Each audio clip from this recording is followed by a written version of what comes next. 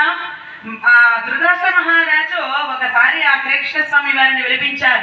నాయన ఒకసారి నీతో మాట్లాడాలి, ఇలా రావయ్యా అని చెప్పి అనగానే పెద్దవారు కదా కాదనలేక తిన్నగా వెళ్ళారు. 2 చేతులు అందచేశారు.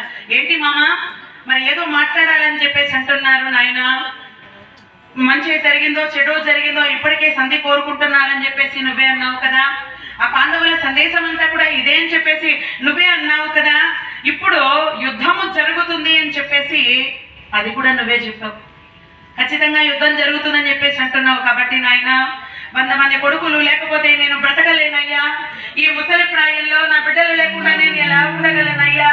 కాబట్టి నాయన కృష్ణయ్య నాకు ఒక మాట ఇవ్వరా, నాయన కృష్ణ అల్లుడు నాకు ఒక మాట ఇవ్వు కృష్ణ. చెప్పండి మామ, మీరు మాట్లాడిన తర్వాత మీరు ప్రశ్న వేస్తే దానికి నేను సమాధానం చెప్తా.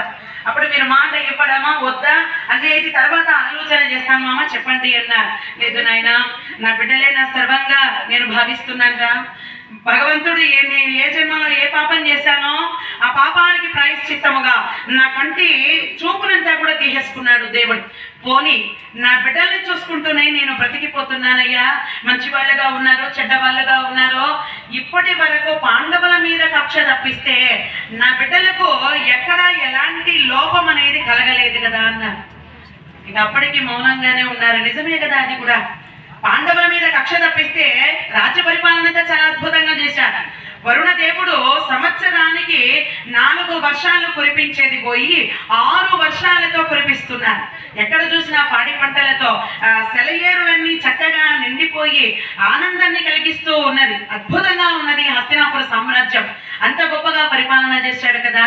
నా బిడ్డలకు నేను అన్నీ ఇచ్చానయ్యా, సంపదనిచ్చాను, చదువునిచ్చాను, వీరత్వాన్ని ఇచ్చాను, ఆ ధైర్య గుణాన్ని ఇచ్చాను, ఎన్నో ఇచ్చాను. ఇంకా నా బిడ్డలకి ఇంకా ఏమి ఇవ్వాలయ్యా?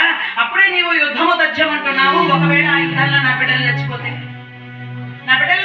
నా పరిస్థితి ఏమిటయ్యా అన్నారు. దానికి కృష్ణ పరమాత్ముడు ఒక్కటే సమాధానం చెప్పారు. మామ మీరు ఎన్ని ఇచ్చారు కాదనైతే నేను చెప్పలేను, సంస్కారాన్ని ఇచ్చారా? ఆ సంస్కారం మీరు ఇవ్వలే. ఆ సంస్కారం అనేటువంటి ఇచ్చి ఉంటే ఈ రోజు పరిస్థితులు ఒకలా ఉండేది.